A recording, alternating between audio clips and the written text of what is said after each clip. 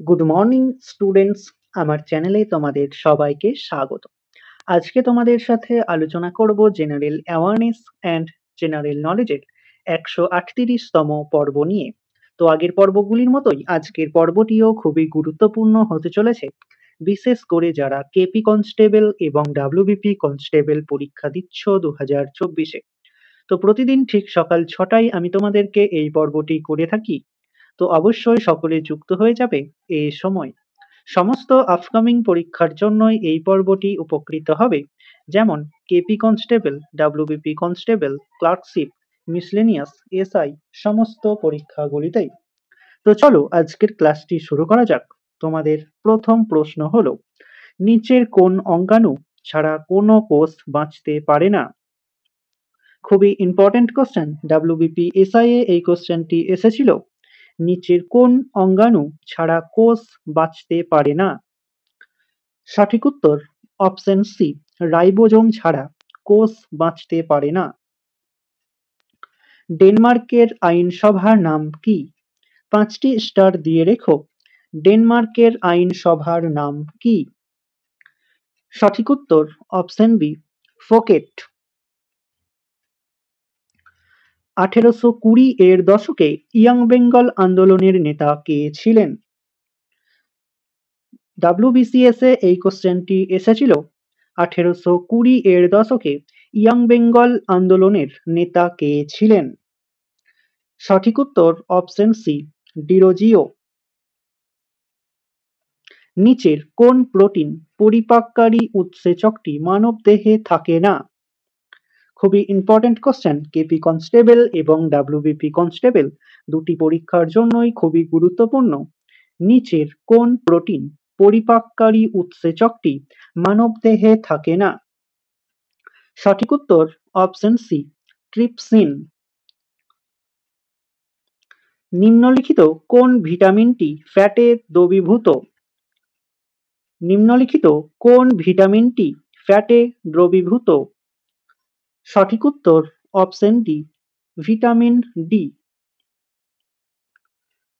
Servant of India society কে প্রতিষ্ঠা করেছেন? ডাব্লিউবিসিএস এর question, servant of India society কে প্রতিষ্ঠা করেছেন? সঠিক উত্তর অপশন এ, গোপালকৃষ্ণ গোখলে। স্বাধীন ভারতের প্রথম বিচারপতি কে ছিলেন? খুবই ইম্পর্টেন্ট কোশ্চেন, ডাব্লিউবিপি কনস্টেবল এবং কেপি কনস্টেবলের এসআইএ এই কোশ্চেনটি আসে। স্বাধীন ভারতের প্রথম বিচারপতি কে ছিলেন? সঠিক উত্তর option B, Harilal J Kania. গেরাল বাঁধ কোন রাজ্যে অবস্থিত? 5টি স্টারের জায়গায় তোমরা 10টি স্টার দিয়ে রেখো। গেরাল বাঁধ কোন রাজ্যে অবস্থিত? সঠিক উত্তর অপশন ডি, ছত্তিশগড়। ভারতীয় সংবিধানের প্রস্তাবনা অংশে ইন্ডিয়া শব্দটি কতবার ব্যবহৃত হয়েছে? এসএসসি বোর্ড এবং রেলওয়ে বোর্ড এই কোশ্চেনটি বহুবার করেছে। এছাড়া এমটিএস এ এই কোশ্চেনটি বহুবার আসেও। ভারতীয় সংবিধানের প্রস্তাবনা অংশে ইন্ডিয়া শব্দটি কতবার ব্যবহৃত হয়েছে? সঠিক উত্তর অপশন এ, মোট 2 বার ব্যবহৃত হয়েছে। কোন ভিটামিনের অভাবে রক্ততঞ্চন ব্যাহত হয়? 5টি স্টার দিয়ে রেখো।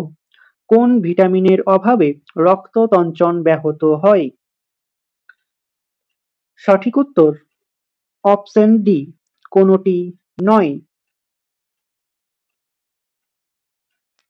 ভারতের বৃহত্তম তামার কারখানা কোনটি?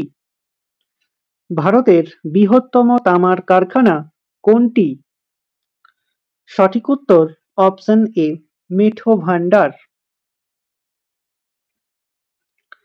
ভারতের ধান গবেষণা কেন্দ্র কোথায় অবস্থিত?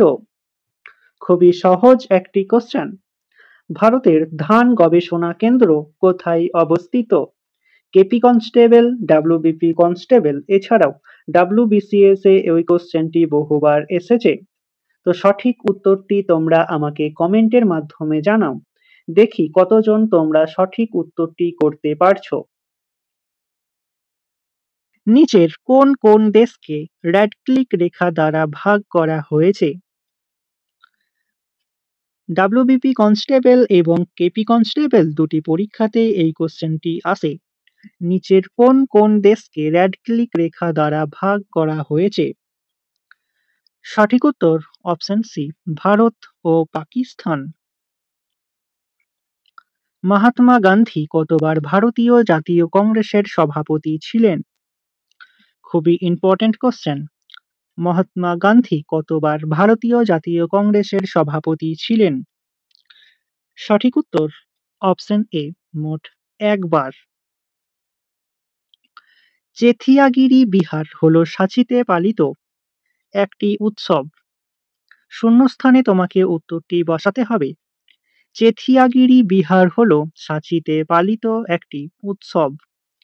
সঠিক উত্তর অপশন ডি, বৌদ্ধ উৎসব। গৌতম বুদ্ধের জন্মস্থান কোথায় ছিল? 5টি স্টার দিয়ে রেখো। এসআইয়ে এই কোশ্চেনটি বহুবার এসেছে, এছাড়াও কনস্টেবলেও বহুবার আসে। গৌতম বুদ্ধের জন্মস্থান কোথায় ছিল? সঠিক উত্তর অপশন বি, কপিলাবস্তুতে। ভারতের জাতীয় পতাকার নকশা নিম্নলিখিত কে তৈরি করেছেন? ডাব্লিউবিসিএস এ কোশ্চেনটি বহুবার এসেছে। ভারতের জাতীয় পতাকার নকশা নিম্নলিখিত কে তৈরি করেছেন? সঠিক উত্তর অপশন সি, পিঙ্গলি ভেঙ্কাইয়া। পশ্চিম প্রবাহী নদীগুলির মধ্যে নিচের কোনটি সব থেকে বেশি দীর্ঘতম? খুবই ইম্পর্টেন্ট কোশ্চেন।